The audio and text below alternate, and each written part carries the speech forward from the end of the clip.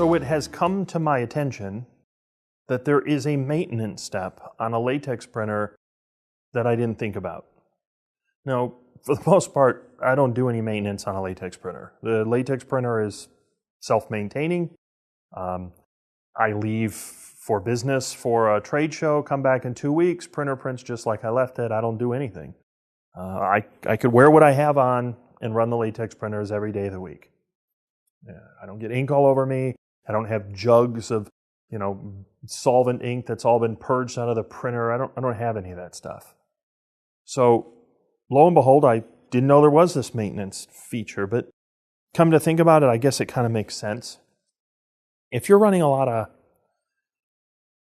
porous, fibrous material, let's take an example, the HP wall covering. It's a paper, a lot of non-wovens. Well, non-wovens are paper-based, and some of them have a nice textured surface to them. And if you're applying vacuum to them, what can happen is you're going to take little pieces of fiber, very, very small, and the vacuum, in trying to hold the material down, can pull that fiber. Well, there's little tiny vacuum holes all across here. Those little tiny vacuum holes have another little hole. And this hole is where there's little rubber gaskets, and this attaches and where the vacuum goes. So when these insert, this hole is sealed by a little rubber gasket, and it provides an excellent base for how the vacuum works. And then the vacuum pulls down these nozzles, the little vacuum holes. Well, certain materials, if you run a lot of it, allows that fiber to get down through these holes, and then it goes into the little vacuum gasket, and that can get filled with those fibers.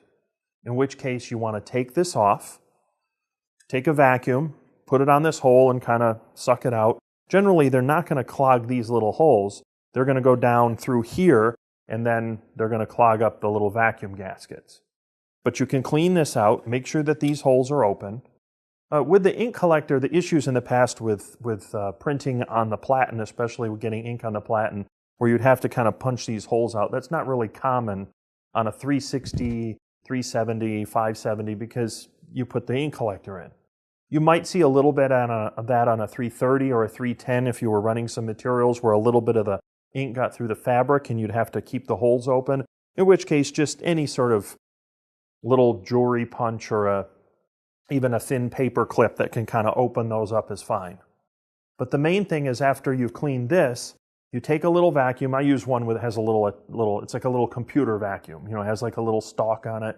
And then I just go down into these holes right here, which are on the underside of this, and then you'll see the fibers. They kind of build up there. And I just kind of go 1, 2, 3, 4, 5 on this side and 5 on that side, and you're good to go.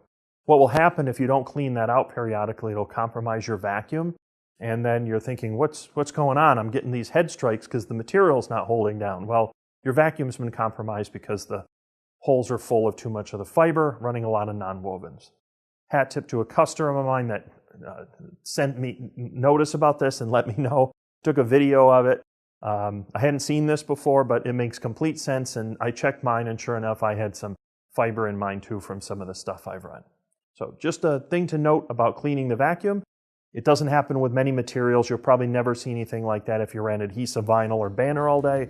But certain fibrous materials, especially non-wovens, possibly some fabrics, that might happen over time.